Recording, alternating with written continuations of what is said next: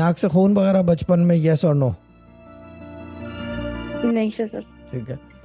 कान से खून, आँख से खून, आँख के अंदर लाली रहती है हर वक्त, यस और नो?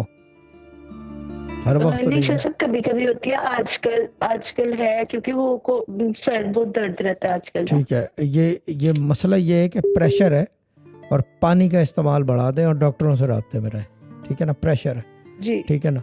और तीसरी चीज़ इसके साथ साथ जो है वो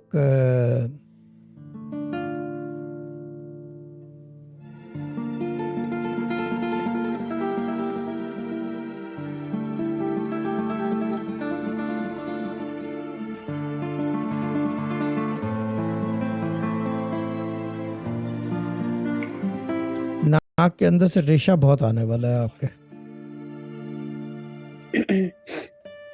वो अभी से जी शुरू सर, वो इशू है मुझे। हाँ, ये बहुत ज़्यादा जी निकलने वो वाला इशू है, तो है ठंडा मुझे। ठंडा ठंडा गरम जो है ना, एहतियात करें इससे।